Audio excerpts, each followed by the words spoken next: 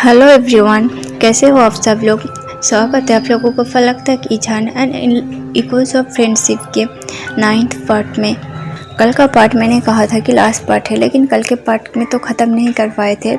मैं कोशिश करूँगी कि इस पार्ट में मैं पूरी स्टोरी को ख़त्म कर पाऊँ। तो फिर चलिए आज के पार्ट को स्टार्ट करते हैं।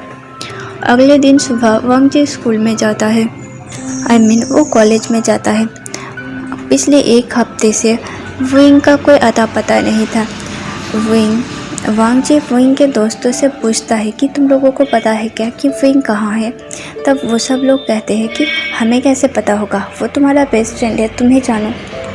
वांग जी को उन लोगों का ये गेस्चर बिल्कुल पसंद नहीं आया था। वांग जी उन लोगों से कहता है, क्या तुम लोगों को विंग के फिक्र नहीं है।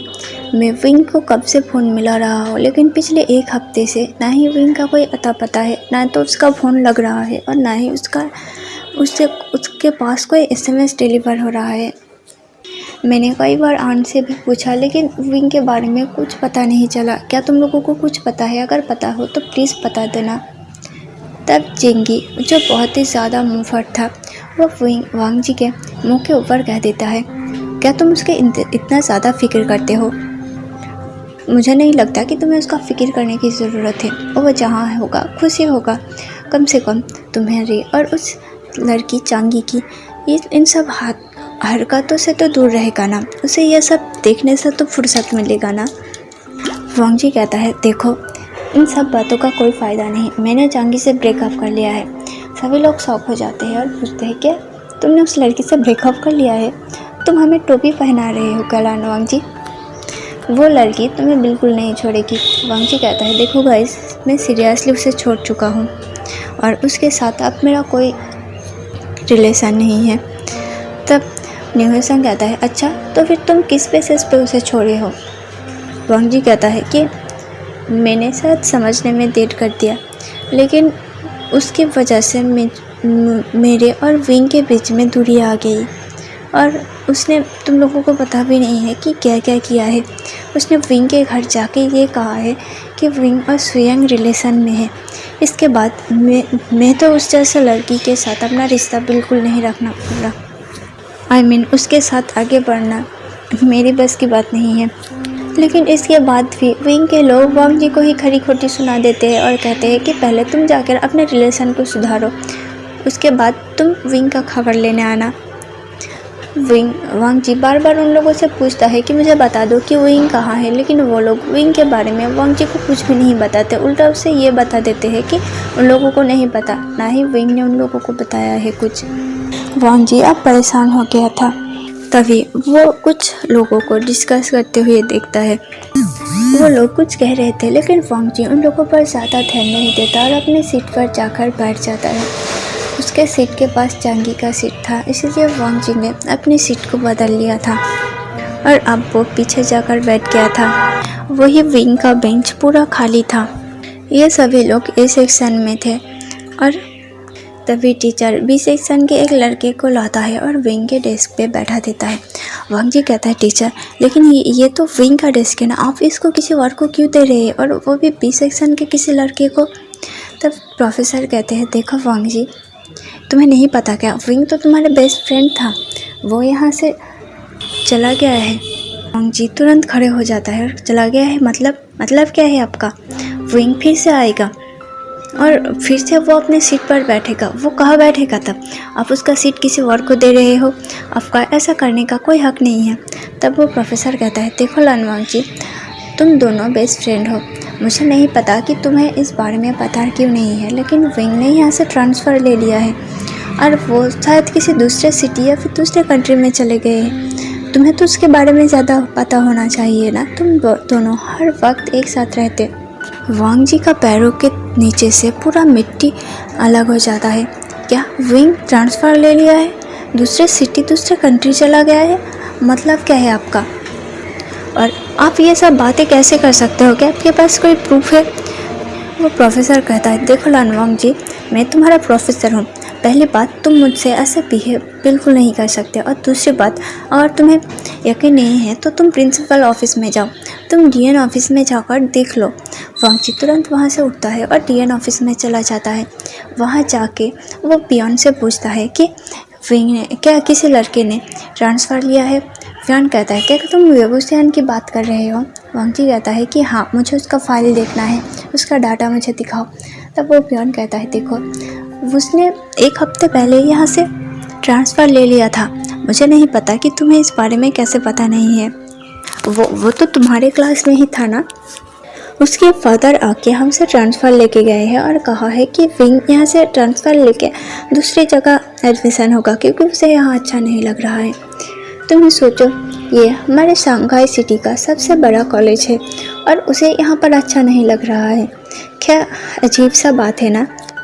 यहाँ हर किसी को दाखिला नहीं मिलता और वो है कि उसे यहाँ अच्छा नहीं लगता। खैर छोड़ो, इस बारे में क्या बात कर सकते हैं भला। वाघ जी कहते हैं कि मुझे उसका ट्रांसफ़र डिटेल्स देखना है। तब पियोन कहता है कि देखो, ये हम तुम लोगों को नहीं दिखा सकते, ये रूल्स का खिलाफ है। वांग जी उसे कुछ पैसा ऑफर करता है जिसके बाद वो पियोन मान जाता है। वांग जी देखता है कि विंग ने सच में ट्रांसफ़र ले लिया है। वांग जी तुरंत क्लास में जाता है, अपना बैग उठाता है, अपने बाइक को लेता है और वहाँ से निकल जाता है। वो सीधा वे मेंशन आ चुका था। वो बार बार डोरबेल बजाता है। वे कान से जो कि अभी घर पे थी, वो जाकर डोरबेल खोलता है और खोलती है और कहती है कौन है, इतनी बार क्या हम लोग नहीं सुन सकते कि इतनी बार डोरबेल बजाने की। तभी वो देखती है कि उसके सामने वांग जी है। वो कहती है बेटा क्या हुआ तुम्हें, और क्या तुम इतनी बार कॉलिंग बेल बजा रहे थे। वांग जी कहते हैं विंग कहाँ है। वांग जी की आवाज़ में एक अजीब सा गहराई था जो सुन के एक पल के लिए कांग जी शरण डर गई थी, लेकिन फिर से वो पूछता है कि मैंने तुम्हें बताया था ना कि वो कुछ दिन के लिए गया है। वांग जी कहता है कुछ दिन के लिए, आपने मुझे झूठ क्यों कहा। अगर वो कुछ दिन के लिए गया है तो फिर उसने ट्रांसफ़र क्यों ले लिया, और मुझे ये बात क्यों नहीं पता थी। स्कूल में कॉलेज में सबको पता है कि विंग ने ट्रांसफ़र ले लिया है और मुझे आप लोगों ने मुझसे इतनी बड़ी बात छुपाई। विंग मेरा बेस्ट फ्रेंड था, आप लोगों ने क्यों किया ऐसा मेरे साथ। एक पल के लिए उसने मेरे बारे में नहीं सोचा, वो यहाँ से चला गया। उसने मुझे एक बार लास्ट बार मिलने की भी ज़रूरत नहीं किया मुझसे। वांग जी अब कांक्षी शरण के पैर में गिर जाता है और कहता है आंट प्लीज़ मुझे बताइए कि विंग कहाँ है, वो ऐसे क्यों चला गया है, क्या हुआ है उसके साथ, क्या कुछ गलत हुआ है, क्या मैंने कुछ कह दिया है, क्या मैंने कुछ कर दिया है, क्या मेरी बातों का उसको बुरा लगा है। अगर ऐसा है तो प्लीज़ मुझे कहिए, मैं जाकर उससे माफ़ी मांग लूँगा, मैं वो हर चीज़ करूँगा, लेकिन प्लीज़ मुझे उसके बारे में बताइए, वो कहाँ है, उसने मुझे बताया क्यों नहीं। वांग जी की हालत बहुत ज़्यादा ख़राब हो गया था। कांक्षी शरण की आंखों में भी आंसू आ गया था वांग जी के इस हालत को देखकर। वो वांग जी को उठाती है और सोफे पर ले जाकर बैठा देती है। वो कहती है रुको, विंग ने तुम्हारे लिए कुछ मैसेज छोड़ कर गया है, मैं ला देती हूँ। ये कह के कांक्षी शरण अपने कमरे में जाती है, एक लेटर अपने हाथों में लाती है और वांग जी को थमा देती है। वो कहती है मैंने इसे नहीं पढ़ा, ये विंग ने तुम्हारे लिए लिखा था, उसने सभी को मना किया था बताने के लिए तुम्हें। उसने मुझे कहा था कि ये लेटर मैं तुम्हें तब दूँ जब तुम उसके लिए सच में गिल्टी फील करो और उसके लिए तुम टूट जाओ। और मैं देख पा रही हूँ कि अब तुम्हारी ऐसी हालत है, तो फिर ये लो, विंग ने तुम्हारे लिए मैसेज दिया है, तुम इसे पढ़ लो, शायद तुम्हें उसके बारे में कुछ पता चल जाए। बाकी हमने अपने बेटे को प्रॉमिस किया है, हम तुम्हें नहीं बता सकते कि विंग कहाँ है। वांग जी कहता है लेकिन विंग ने ऐसा क्यों किया। कांक्षी शरण कहती है तुम लेटर को पढ़ोगे तुम्हें समझ आ जाएगा, फ़िलहाल के लिए तुम्हें इस लेटर को ही पढ़ना चाहिए। वांग जी तुरंत उस लेटर को खोलता है और पढ़ने लगता है। उस लेटर में विंग का हैंडराइटिंग था जो कि वांग जी को बहुत ज़्यादा पसंद था, क्योंकि विंग के हैंडराइटिंग बिल्कुल अच्छा नहीं था और वांग जी हमेशा उसे डांटा करता था उसके हैंडराइटिंग सुधारने के लिए। वांग जी उस लेटर को पढ़ता रहता है। उसमें लिखा था डियर वांग जी, अगर तुम इस लेटर को पढ़ रहे हो तो शायद मैं यहाँ से बहुत दूर जा चुका हूँ। ट्रस्ट मी वांग जी, मेरा ऐसा कोई इरादा नहीं था कि मैं तुम्हें बिना बताए चला जाऊं, लेकिन मुझ पर यकीन करो वांग जी, मेरे लिए वहाँ रुकना बहुत ही मुश्किल हो गया था। मैं हर वक्त तुम्हें उस चांगी के साथ देखकर कैसे सह रहा था, ये बस मुझे ही पता है। मुझे ये सब कुछ एक साइलेंट टॉर्चर जैसा फील हो रहा था। मैं न ही तो तुम दोनों के बीच में आ पा रहा था और न ही तुम दोनों से दूर जा पा रहा था। तुम्हें पता है वांग जी, पहले तो तुम मेरे लिए मेरे सबसे अच्छे, सबसे प्यारे, मेरे बेस्ट फ्रेंड थे। उसके अलावा कुछ भी नहीं। तुम्हारे लिए मैं सब कुछ करने को तैयार था। लेकिन जब हम कॉलेज में गए और सेकेंड ईयर में वो प्रॉम पार्टी था, प्रॉम नाइट, उस प्रॉम नाइट में तुम्हें नहीं पता, तुम ड्रंक थे। उस दिन हम दोनों ने पहली बार अल्कोहल टेस्ट किया था। मुझे तो पहले ही समझ आ गया था कि मेरा अल्कोहल टॉलरेंस लेवल हाई है, लेकिन तुम्हारा बिल्कुल ज़ीरो था। तुम बहुत ज़्यादा ड्रंक हो गए थे और उस दिन मैं तुम्हें एक कमरे में लेकर गया था। उस दिन तुमने मुझे किस कर दिया था, मेरे बॉडी के साथ खेल रहे थे। फिर तुम बेहोश हो गए। तुम्हें उस बारे में कुछ भी नहीं पता, लेकिन उस दिन के बाद से मुझे अजीब सा फील होने लगा। उस दिन के बाद से ही मैंने अपने आप में कुछ चेंजेस महसूस किया। वांग जी, तुम्हें पता है, उस दिन के बाद से हर रात तुम मेरे ड्रीम में आते थे। तुम मेरे साथ वो सभी हरकतें करते थे जो कि एक पति एक पत्नी के साथ करती है।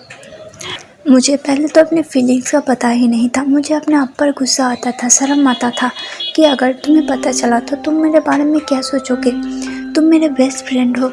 लेकिन धीरे धीरे मुझे महसूस हुआ कि शायद ये कुछ और ही है। मेरे दिल में तुम्हारे लिए फीलिंग्स बढ़ रहा था। पहले तो मैं इसे मानना नहीं चाहता था क्योंकि तुम मेरे बेस्ट फ्रेंड हो। मैं तुम्हारे बारे में ऐसे थॉट्स कैसे रख सकता हूँ। लेकिन यकीन मानो वांग जी, मुझे नहीं पता कि धीरे धीरे कब मैं तुम्हें चाहने लगा। फिर जब उस दिन तुमने चांगी के प्रपोजल को एक्सेप्ट किया, मुझे बिल्कुल भी अंदाज़ा नहीं था कि तुम उसे हाँ कह दोगे। उस दिन मेरा दिल टूट गया था। मैंने अपने आप को संभाला था। मैंने सोचा था कि मैं सिर्फ और सिर्फ तुम्हारे दोस्त बनकर ही रहूँगा। तब तक भी मैं अपने फीलिंग्स को लेकर श्योर नहीं था। लेकिन कुछ दिन पहले मुझे पता चल गया कि तुम्हें लेकर मैं क्या फील करता हूँ। तुम्हें पता है, उस दिन रात को जब हम पार्टी में थे, हम दोनों के बीच वांग जी पढ़ पा रहा था कि उस लेटर के बीच बीच में कुछ आंसुओं के बूंदे थे और कुछ लिखा मिट गया था। जैसे कि किसी कागज़ के लिखावट पर पानी गिरता है और वो लिखावट बिल्कुल ब्लर हो जाता है, वैसे ही हो गया था। वांग जी समझ पा रहा था कि विंग शायद उस लेटर को लिखते लिखते कितनी बार रोया होगा और अपने आंसुओं को पोंछा होगा। और उस टाइम पे वांग जी या तो चांगी के पास था या फिर इंजॉय कर रहा था और विंग इस तरफ इतनी तड़प रहा था। और क्या विंग के दिल में उसके लिए फीलिंग्स था, लेकिन विंग ने उसे बताया क्यों नहीं। वांग जी तब भी डिसाइड करता है कि वो पहले फुल लेटर को पढ़ेगा, उसके बाद वो पढ़ने लगता है। उसे बिल्कुल यकीन नहीं हो रहा था कि विंग ने ऐसा लिखा है। उस लेटर पर लिखा था, उस रात तुम और मैं दोनों ही ड्रंक हो गए थे। उस रात चांगी ने तुम्हें ड्रग देने की कोशिश किया था। मुझे चांगी ने बताया कि कुछ मिस्टेक हो गया था, वो तुम्हारे साथ नाइट स्पेंड करना चाहता था, लेकिन हम दोनों इतना ड्रंक थे कि हम दोनों चले गए थे रूम पे और हम दोनों के बीच वो सब कुछ हो गया। वांग जी, मेरा पहली बार था, मुझे बहुत दर्द फील हो रहा था, लेकिन तुम तो बहुत ही ज़्यादा बीस्ट थे लंजा। मुझे नहीं पता कि मैं एक लड़का हूँ, तुमने मेरे ऐसी हालत कर दिया था। लेकिन अगर मैं कोई लड़की होता या फिर मेरे जगह कोई लड़की होती तो वो तुम्हारे इस बीस्ट को कैसे संभाल पाती। विंग ने शायद ये सब लिखते लिखते थोड़ा सा मुस्कुराया होगा। फिर विंग ने कहा था, लंजा, उस दिन मुझे लगा था कि तुम सुबह उठने के बाद मुझे एक्सेप्ट कर लोगे, तुम मेरी रिस्पॉन्सिबिलिटी लोगे, लेकिन मैंने कुछ शायद गलत सोच लिया था, क्योंकि सुबह उठते ही तुमने मुझसे पूछा था कि चांगी कहाँ है। उस दिन मेरे दिल टुकड़ों टुकड़ों में बिखर गया था लंजा। मैं तुम्हें बता नहीं सकता कि मुझे उस दिन कितनी तकलीफ़ हुआ था। मेरी हालत तो ऐसा था कि मैं चल भी नहीं सकता था, लेकिन मैंने फिर से अपने आप को समझाया। मैंने, तुम्हें पता है, मैंने डबल डोज का पेन किलर लिया था उस दिन, तब जाके मैं सही से चल पा रहा था। उसके बाद मुझे लगा कि मैं तुम्हें इग्नोर करूँगा, क्योंकि ये मुझे बहुत पेन देता था कि तुम चंगी के साथ हर वक्त रहते थे। मुझे ये बिल्कुल बर्दाश्त नहीं था, लेकिन तुमने मुझे वो भी नहीं करने दिया। तुम हर वक्त मेरे सामने आ जाते थे और मुझे पूछते थे कि क्या हुआ। मैं तुम्हें कैसे बताता वांग जी, तुम्हें कुछ भी याद नहीं था। अगर मैं तुम्हें बताता और शायद तुम मुझे गलत सोच लेते, तुम हमारी इस दोस्ती को ख़त्म कर देते, तो फिर मैं क्या करता लंजा। मैं तुमसे दूर रहकर तो जी सकता हूँ, लेकिन तुम्हारे दिल में अपने लिए नफ़रत देखकर मैं बिल्कुल नहीं जी सकता लंजा। मैं तुम्हारे पैर में पूरी तरह से गिर चुका था। मुझे बाहर आने का रास्ता नहीं पता था लंजा।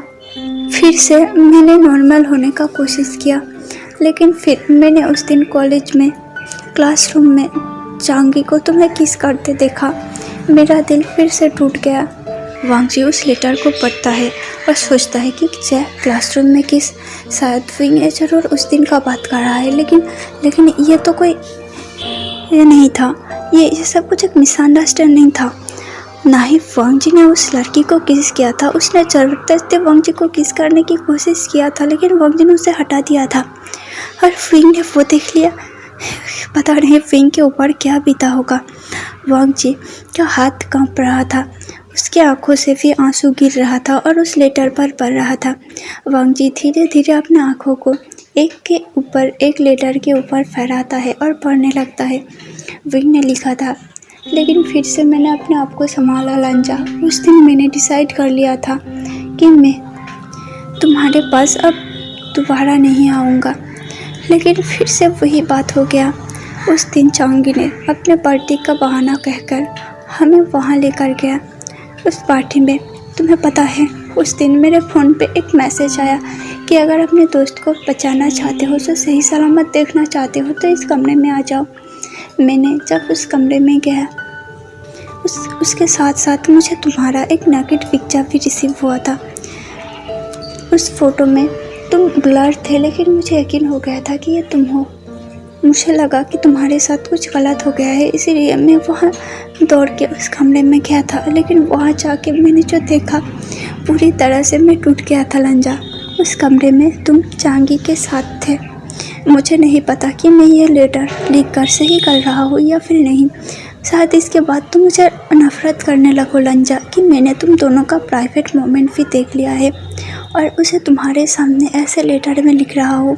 लेकिन लंजा, मुझ पर यकीन करो, मेरा ऐसा कोई इरादा नहीं था। मैं कभी भी तुम दोनों के प्राइवेट मोमेंट का हिस्सा नहीं बनना चाहता था।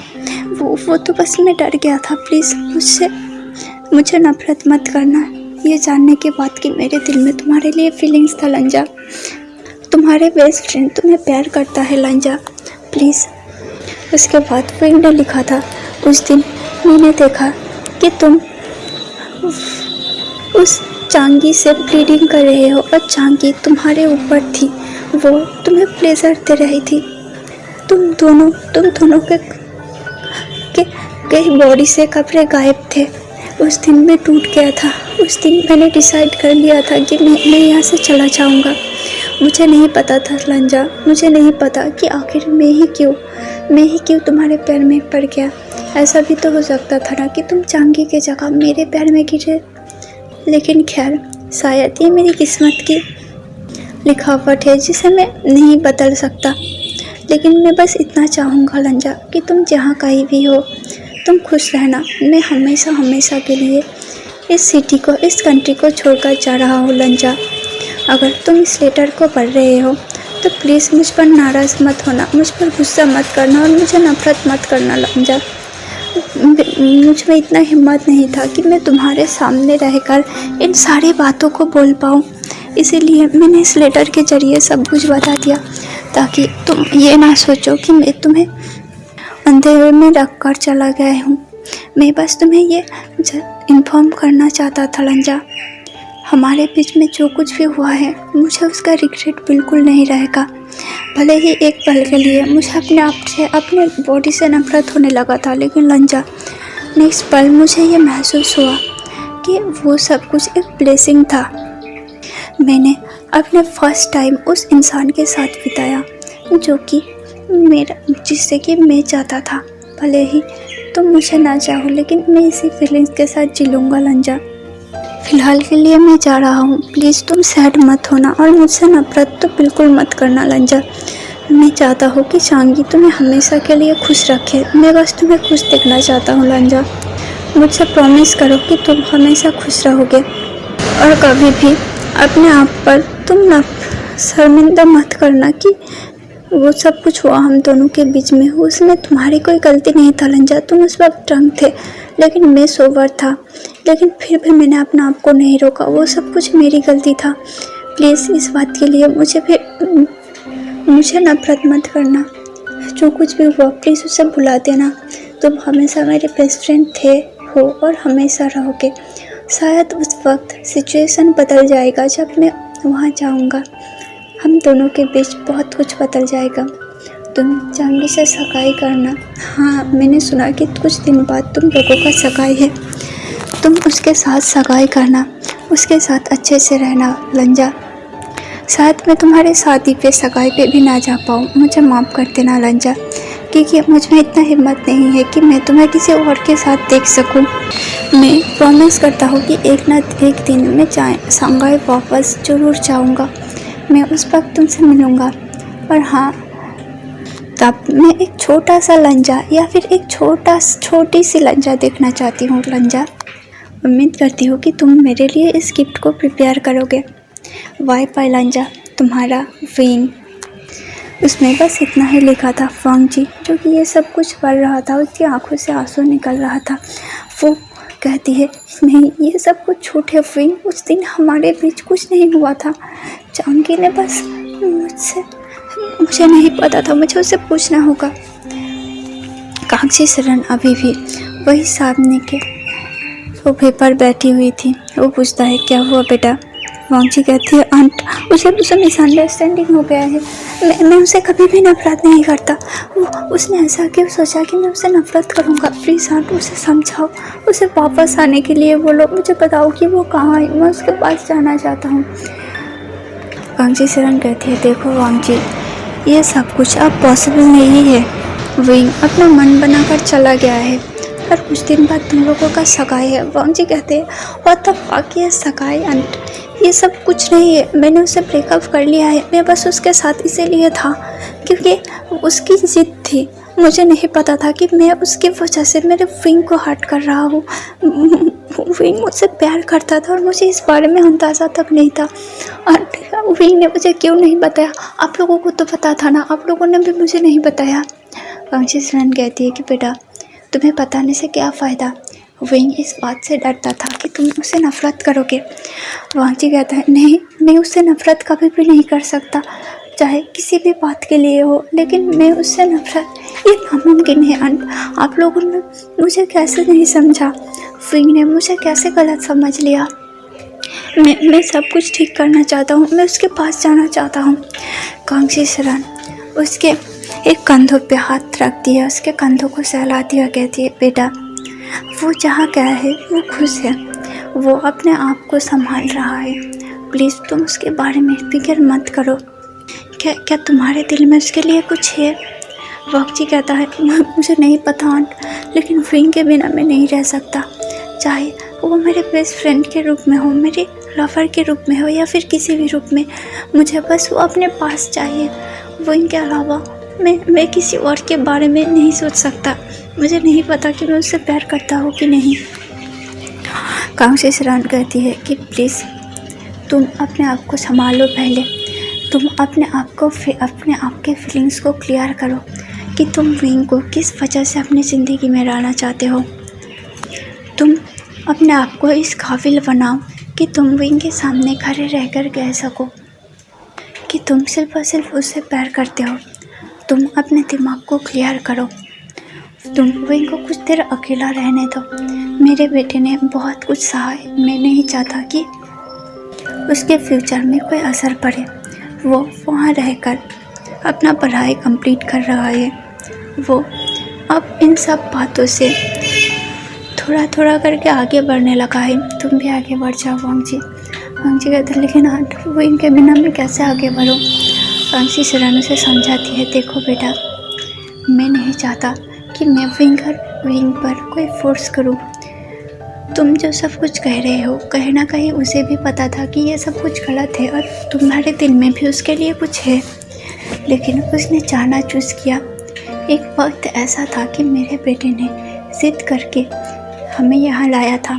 उसने जिद किया था कि वो तुम्हारे साथ रहना चाहता है, तुम्हारे पास रहना चाहता है। और मैंने उस वक्त भी देखा जब मेरा बेटा यहाँ से तुमसे दूर जाना चाहता था।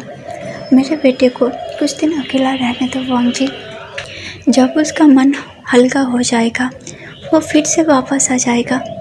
तुम अगर उसे सच में प्यार करते हो, उसे अपनी ज़िंदगी में चाहते हो, तुम पहले अपने फीलिंग्स को समझो, उसके बाद उसके लिए इंतज़ार करो।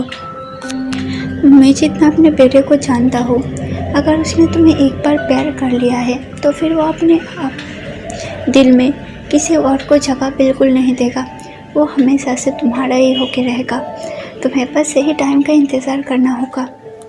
उस दिन कांगशी सिरान वांग जी को बहुत समझाता है, जिसके बाद वांग जी समझ जाता है और वो अपने कमरे में चला आता है। तब उसकी मदर लैन ही वहाँ आती है। कांगशी सिरान ने लैनी को पहले ही फ़ोन करके सब कुछ बता दिया था। लैनी कहती है, क्या उदास हो? वांग जी कहती है, हाँ थोड़ा सा। लैनी कहती है, हाँ वो तो तुम्हारे फेस पर दिख रहा है, लेकिन तुम्हें अपने आप को संभालने की ज़रूरत है।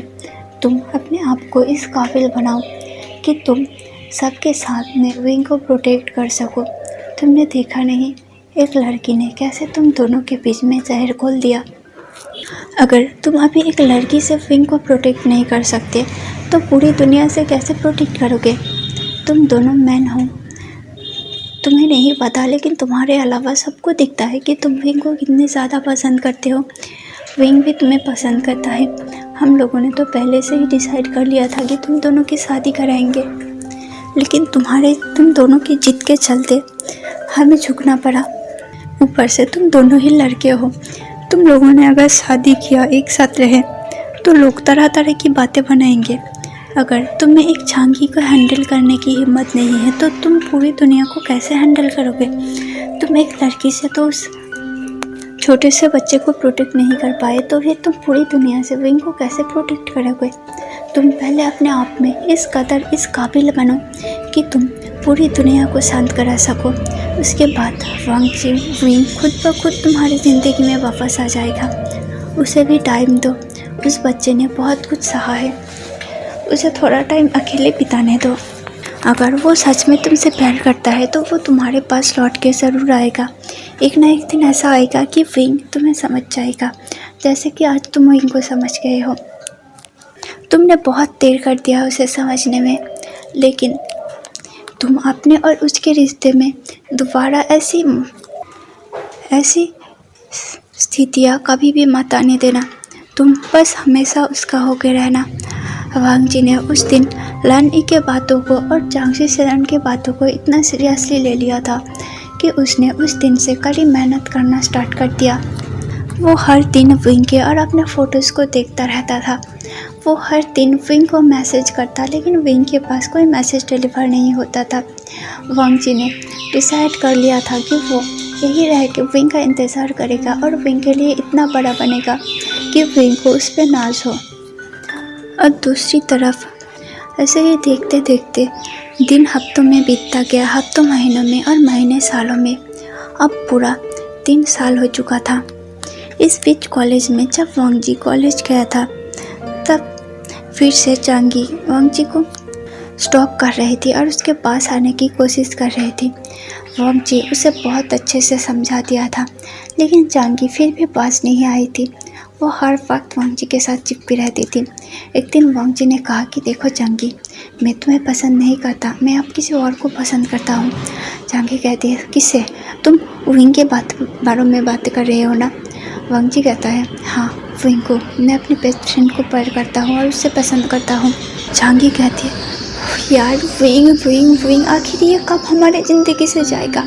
वो यहाँ से चला गया है लेकिन तुम अभी भी उसके पीछे क्यों पड़े हो वांग जी? क्या तुम्हें मैं दिखता नहीं हूँ? क्या मैं अब अट्रैक्टिव नहीं लगती?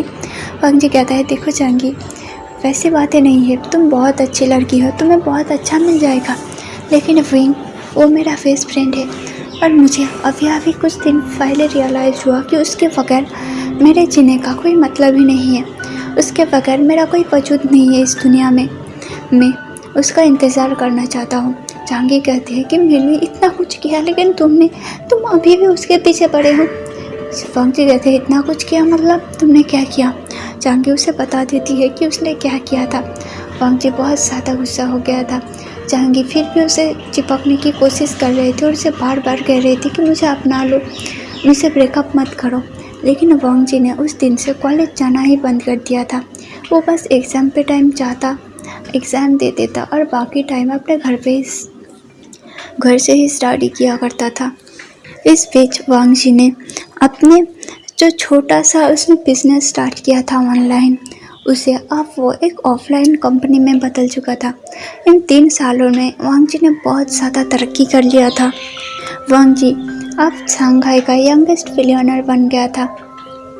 इन 3 सालों में एक भी ऐसा दिन नहीं गया कि वांग जी ने विंग को याद ना किया हो, लेकिन विंग अभी तक नहीं आया था, ना ही उसका फ़ोन का मैसेज का कोई जवाब देता था। वांग जी कभी कभार फ्रीमेंसन में चला जाता था। वो जब विंग कांक्षी से या फिर वही कांक्षी से बातें करता था, वो उन लोगों को कहता कि वो लोग फ़ोन को स्पीकर पे रखें। वांग जी विंग की बातों को सिर्फ और सिर्फ सुनता था, वो कुछ नहीं कहता था, क्योंकि विंग जब सही फील करेगा तो वो खुद ही वांग जी के पास चला आएगा। दूसरी तरफ टर्की में एक कमरे में बहुत सारा पेंटिंग चारों तरफ बिखरे हुए थे और एक इंसान अपने हाथों पे ब्रश लिए वो कैनवास पर अपना ब्रश चलाया जा रहा था और उसके हर एक मूव के साथ मानो एक एक सिनेरियो बनता जा रहा था। तभी उस कमरे का दरवाज़ा खुलता है और एक इंसान अंदर आता है और कहता है विंग, तुम खाना नहीं खाओगे क्या? पूरा दिन तुम इस कमरे में बिताते हो, तुमने अपने इतने सारी पेंटिंग सेल कर दिया है, तुम इतने अमीर बन गए हो, अब तुम्हें हर वक्त इस कमरे में घुस के रहने की क्या ज़रूरत है? विंग कहता है नहीं साओ शिनचैन, मुझे और भी बड़ा आदमी बनना है और मेरे इमेजिनेशन में ये सब कुछ आ रहा है, मैं अपने आप को कैसे रोकूं बताओ? देखो मेरे ब्रश की तरह देखो, ये अपने आप ही हिलता जा रहा है और अपने आप ही सिनेरियो बनाते जा रहा है, मैं अपने हाथ को कैसे रोकूं? अब ज़रा मुझे ये बताओ। साओ शिनचैन भले ही विंग का अंकल था, लेकिन बस वो विंग से 4 साल बड़ा था, इसीलिए विंग उसे उसके नाम से ही बुलाया करता था। साओ शिनचैन कहता है विंग, चलो जल्दी से खा लो कुछ और रेडी हो जाओ, तुम्हें पता है ना हमें शंघाई के लिए निकलना है। विंग कहता है हाँ, लेकिन मैं टर्की में भी बहुत ज़्यादा एंजॉय कर रहा हूँ, ऐसे मैं अपने फ्रेंड्स को देखने के लिए बेताब हूँ, लेकिन फिर भी यहाँ छोड़ के जाने का मुझे मन नहीं है।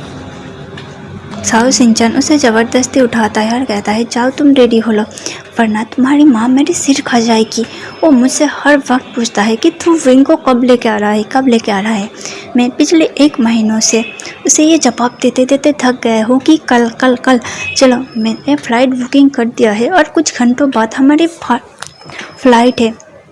वो विंग को ज़बरदस्ती उठाता है, उसे विंग के रूम पे ले जाता है और उसे बाथरूम में बंद कर देता है और वो बाहर निकल आ जाता है और कहता है जल्दी से शावर ले लो, अपने आप को क्लीन करो और खाने के लिए आ जाओ। विंग वही करता है। खाने के टेबल पे साओ शिनचैन के मदर विंग से कहता है बेटा अपना ख्याल रखना, हाँ मैं बहुत मिस करूँगा तुम्हें। विंग भी कहता है आंट मैं भी आपको बहुत मिस करूँगा, पता नहीं ये साओ शिनचैन मुझे वहाँ ले जाने के लिए क्यों तुला हुआ है।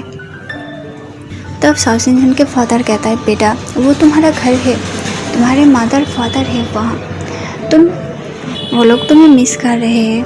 विंग कहता है हाँ पता है, हर रोज़ फ़ोन करते हैं, लेकिन इतना क्या, कोई बात नहीं, मुझे तो जाना ही है ना, आखिर वो मेरा घर है, आज नहीं तो कल मुझे वह जाना ही है, तो कोई बात नहीं, कल नहीं तो आज ही से ही। विंग तुरंत रेडी हो जाता है। वहीं से कुछ घंटे बाद उस दिन सुबह सुबह वो लोग फ्लाइट पकड़े थे और अगले दिन रात को वो लोग शंघाई एयरपोर्ट पर लैंड किया था।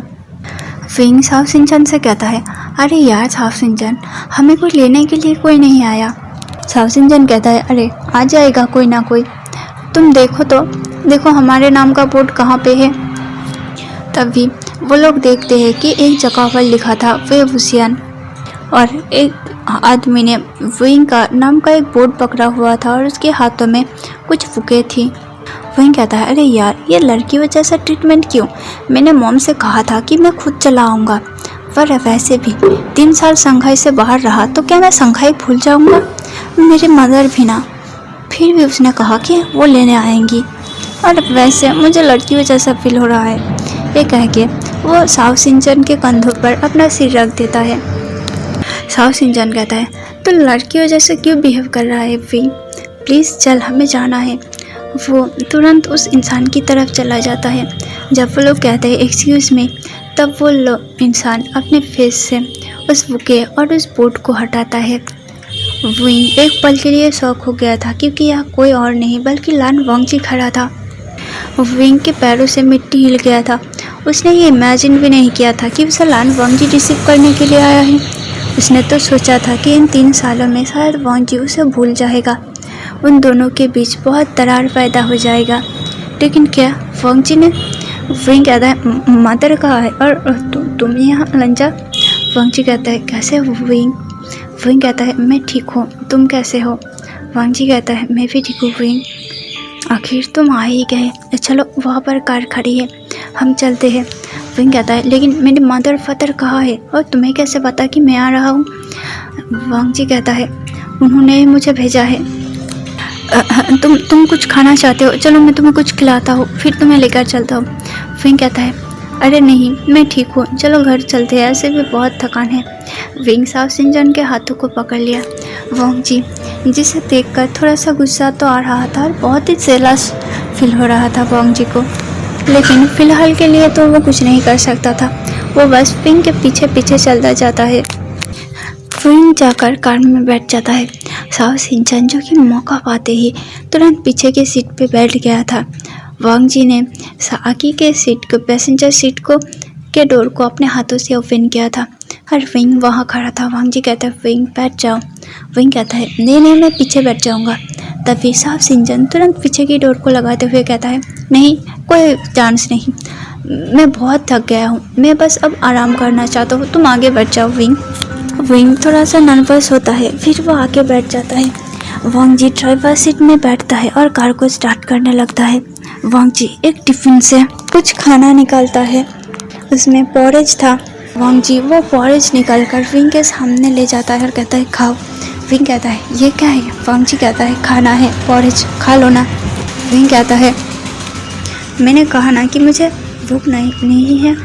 वांगजी कह देता है कि ये तुम्हारे मदर ने भेजा है, प्लीज़ खा लो। विंग के पास अब कोई और चारा नहीं होता। वांगजी ने एक डब्बा लेकर पीछे साओ शिनचैन को दे दिया और एक डब्बा लेकर विंग को दे दिया। विंग खाने लगा। खाने के बाद कितने दिन बाद विंग ने ऐसा टेस्टी खाना खाया था। वहाँ टर्की का खाना बिल्कुल अलग था, चाइना से तो बिल्कुल अलग। और साओ शिनचैन के मदर को चाइनीज़ खाना बनाना भी नहीं आता था, क्योंकि वो बचपन से ही टर्की में पली बली है। और विंग उसे तो खाने का खा भी नहीं पता था, फिर वो खाना कैसे बनाता। जो फॉरेज विंग को पहले बहुत ही टेस्टलेस और पेशेंट का खाना लगता था, आज विंग उसे ही बहुत शौक से खा रहा था। वांगजी के फेस में थोड़ा सा स्माइल था। विंग का जब खाना हो जाता है, वांगजी कहता है, अच्छा लगा, ये लो पानी लो। ये कह के वांगजी तुरंत अपने पास ही से एक बोतल निकाल कर विंग को देता है। विंग कहता है, वांगजी ऐसा करने की कोई ज़रूरत नहीं, मैं ठीक हूँ। वांगजी कहता है, कोई बात नहीं, खा लो। विंग कहता है, ठीक है। ये कह के वो चुप था। फिर सब कुछ चुप हो गए। साओ सिंचन अपना आंखें बंद करके वही पीछे सो गया था। विंग को पता नहीं था कि वो कैसे वांग जी से क्या बात करे। दोनों के बीच में बहुत ही ज़्यादा अनकंफर्टेबल था और एक अजीब सा साइलेंस था। विंग तो एक बातूनी लड़का था, वो बात करना कैसे बंद कर सकता था वाला। वो वांग जी से पूछता है वो तुम्हारी वाइफ कैसी है। वांग जी कहता है वाइफ मतलब क्या है तुम्हारा। विंग कहता है अरे तुमने चांगी के साथ शादी कर लिया ना। वांग जी ने कहता है किसने कहा तुम्हें कि मैंने चांगी से शादी कर लिया है। विंग कहता है तुम लोग तो प्यार करते थे ना, चांगी ने ही बताया था साथ। वांग जी कहते हैं तुम ज़्यादा डे ड्रीमिंग करना बंद करो विंग, ऐसा कुछ भी नहीं हुआ था और अब मैं चांगी के साथ नहीं हूँ। विंग पूछता है क्या तुम चांगी के साथ नहीं हो मतलब। वांग जी कहता है कि हम दोनों ने ब्रेकअप कर लिया। विंग कहता है लेकिन क्यों चांगी तुमने छोड़ दिया। वांग जी कहता है हाँ उसने छोड़ दिया। लेकिन क्यों छोड़ा। क्योंकि मैं किसी और से प्यार करता था, उससे नहीं। विंग एक पल के लिए शांत हो गया था, उसके दिल फिर से जोर जोर से धड़क रहा था। क्या वांग जी, और आज वांग जी उसके सामने क्यों आया था। विंग ने कैसे भी करके अपने फीलिंग्स को दबा दिया था। वो वांग जी को भूल गया था इन 3 सालों में, लेकिन जब वांग जी फिर से उसके सामने आ रहा है तो अपने फीलिंग्स पर कंट्रोल क्यों नहीं कर पा रहा है। विंग अपने फीलिंग्स से लड़ रहा था। विंग कहता है तुम किससे प्यार करते हो, चांगी से नहीं तो। अगर तुम चांगी से प्यार नहीं करते थे तो तुमने उसे हाँ क्यों कहा था। वांग जी कहता है क्योंकि मुझे उस वक्त नहीं पता था कि मैं उस इंसान से प्यार करता हूँ। मुझे लगा था कि वो बस मेरा दोस्त थे और चांगी को मैं ऐसे सबके सामने इंसल्ट होते हुए नहीं देख सकता था क्योंकि वो एक लड़की थी। इसीलिए बस मैंने उसे हाँ किया था, लेकिन मुझे पता नहीं था कि मैंने ऐसा करते हुए मैं अपने बेस्ट फ्रेंड को हर्ट कर दूँगा। विंग के दिल में एक पल के लिए तूफान सा मच गया था। बेस्ट फ्रेंड मतलब विंग के अलावा वांग जी का कोई और बेस्ट फ्रेंड भी है और वांग जी उससे प्यार करता है। हाँ, इस सब बीच में विंग ही शायद अनलकी था। विंग कहता है अच्छा वो लड़की कैसी है दिखने में, बहुत अच्छी है क्या। तुम चांगी को छोड़ के उसके पैर में पड़ गए। वांग जी कहता है हाँ वो बहुत सुंदर है, वो बहुत ब्यूटीफुल और हैंडसम है, लेकिन वो कोई लड़की नहीं है। विंग कहता है वो तो तुमने एक लड़के को अपना बेस्ट फ्रेंड बना लिया। अब विंग के दिमाग में कुछ नहीं चल रहा था। वो इतना ज़्यादा शौक था कि उसने सोचना ही बंद कर दिया था। उसके अलावा वांग जी का बेस्ट फ्रेंड और प्यार विंग के दिल में बहुत ज़्यादा भिन्न हो रहा था। वांग जी कहता है हाँ लेकिन वो मुझे छोड़ के चला गया था जब तक मुझे उसकी फीलिंग्स का एहसास होता। तुम्हें पता है वो भी मुझे प्यार करता है, लेकिन शायद अब बहुत देर हो चुका है। विंग कहता है देर हो चुका है मतलब क्या है। वांग जी कहता है वो मुझे छोड़ के चला गया था। विंग कहता है छोड़ के चला गया था मतलब इन 3 सालों में तुमने बेस्ट फ्रेंड बनाया, उसके साथ प्यार में भर गए और वो तुम्हें छोड़ के चला गया। वांग जी कहता है हाँ लेकिन अब वो फिर से वापस आया है, पता नहीं वो मेरे फीलिंग्स का कैसे रिटर्न करेगा। मैं इंतज़ार कर रहा हूँ विंग उसके हाँ कहने का, मैं उसके साथ होने के लिए बेकरार हूँ। विंग कहता है अच्छा मुझसे ज़रूर मिलाना उस इंसान को, मैं भी तो देखूँ कि वो कैसा है, तुम्हारे लिए ठीक है कि नहीं। आफ्टर ऑल मैं तुम्हारा पुराना बेस्ट फ्रेंड जो हूँ। वांग जी कहता है आज के पार्ट को यहीं पे ख़त्म करते हैं। अगर फैन फिक्शन अच्छा लगा हो तो प्लीज़ एक लाइक कर देना और कमेंट में बताना कि कैसा लगा। इस पार्ट में भी मैं इसे ख़त्म नहीं कर पाऊँगी, लेकिन अगले पार्ट में मैं ज़रूर ख़त्म कर दूँगी। तो फिर मिलते हैं कल के वीडियो में, तब तक के लिए tata bye bye, stay safe.